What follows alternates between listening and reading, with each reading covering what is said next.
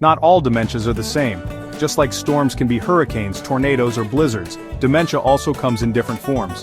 And here's the thing, knowing the type can change everything: diagnosis, treatment, and how we care for loved ones. In this video, we'll break down the 4 major types of dementia in simple, human terms. You'll learn how they affect the brain, how they show up in everyday life, and how families around the world are impacted. First, Alzheimer's disease, the most common, about 60 to 70% of cases.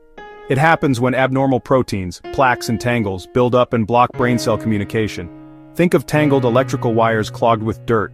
Over time, memory fades, confusion grows, and recognizing loved ones becomes harder. First, Alzheimer's disease, the most common, about 60 to 70% of cases. Next, vascular dementia. This one comes from reduced blood flow to the brain, often after strokes. Imagine a garden with a blocked water hose. Plants wither because they can't get enough water. That's what happens to thinking, reasoning, and planning skills. Symptoms can even appear suddenly after a stroke. Third, Lewy body dementia, caused by tiny protein deposits, Lewy bodies, that block messages in the brain. It's like a highway filled with fallen rocks blocking traffic.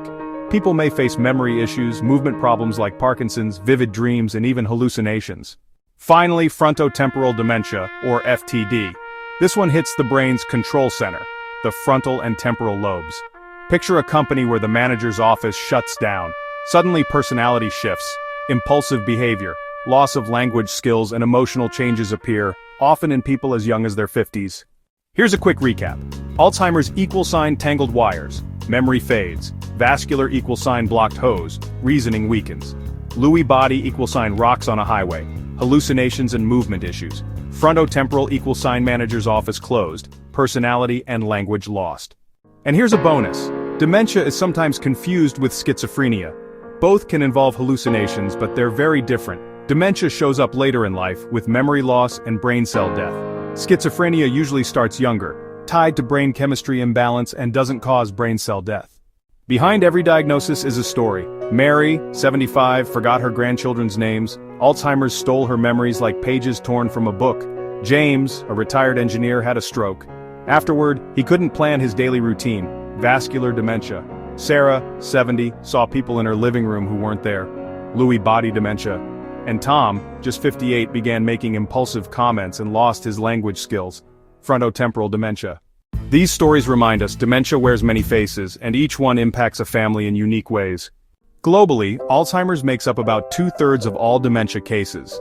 Vascular dementia follows, especially where strokes are common.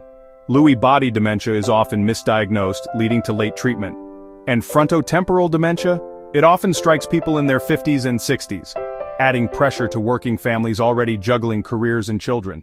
Understanding the types of dementia is more than medical knowledge. It's a way of recognizing symptoms early, getting the right diagnosis, and offering better support. If this video gave you clarity, don't stop here. In our next video, we'll dive into the causes and risk factors of dementia, from genetics to lifestyle and even the hallmarks of aging. You'll see what we can and can't change, and most importantly, how to reduce risks starting today. So hit subscribe, share this with someone who needs it, and let's keep building a community of knowledge, compassion, and hope.